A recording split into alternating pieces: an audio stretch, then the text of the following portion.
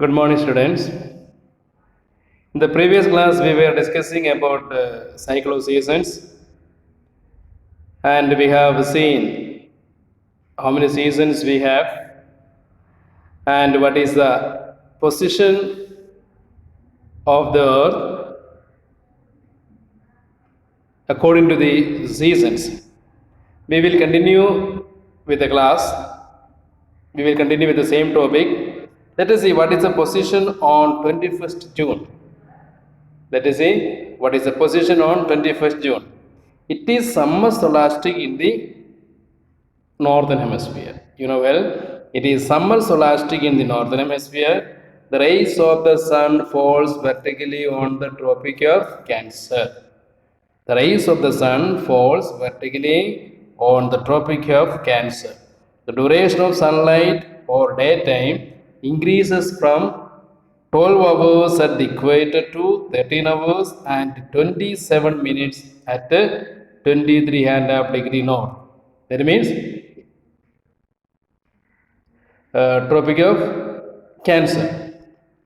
12 hours at the equator to 13 hours 27 minutes at 23.5 and further to 24 hours at 66.5, that is Arctic Circle.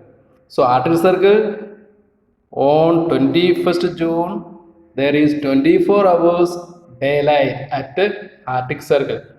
Beyond the Arctic Circle, what happens? Beyond the Arctic Circle, the regions experiences 24 hours daylight. This phenomenon is termed as midnight sun. And you know, Norway is called the land of midnight sun. Now, after 21st June, what happens?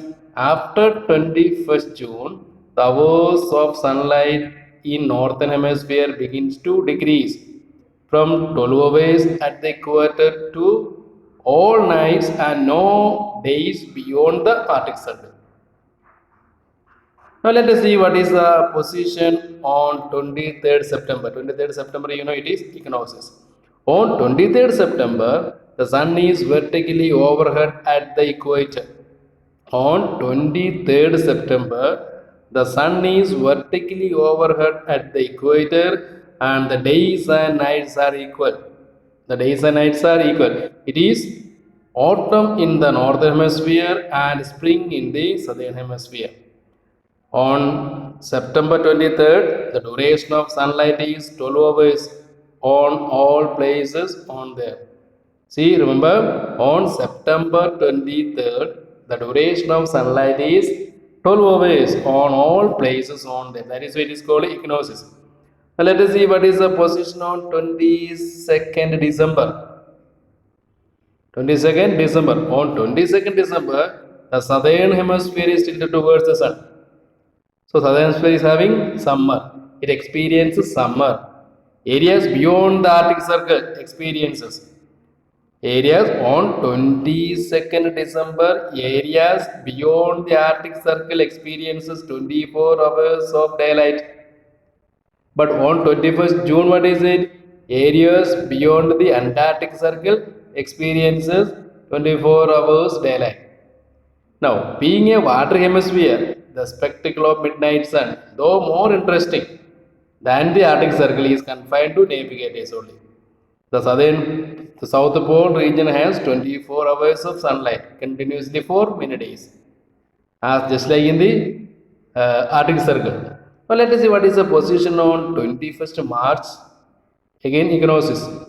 On 21st March it is again equinoxes. After 22nd December,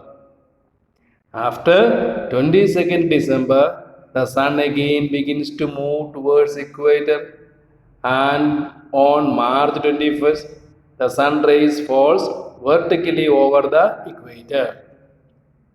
See, remember, after 22nd December, the sun again begins to move towards the equator, and on March 21st, the sun rays falls vertically over the equator. That means 12 hours.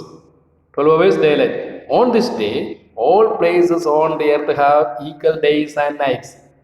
It is a repeat of the position on 23rd September. 23rd September and 21st March, equinoxes. same days. That is, it is called, it is a repeat of the position on 23rd September. Only in reference to the duration of day and night, but not in reference to seasons or weather. There is difference in seasons and weather, but in respect to day and night, it is one and the same. During this period, it is spring in northern hemisphere and autumn in southern hemisphere. Clear now? During this period, on 23rd March, 21st March and 23rd September, what is it? It is spring in northern hemisphere and autumn in southern hemisphere. This is the cycle seasons and various changes, that takes place according to the different days. What the role played by the sun, or what effects the revolution of the earth around the sun makes on these particular days. 2 days we have equinoxes, 2 days we have solstices.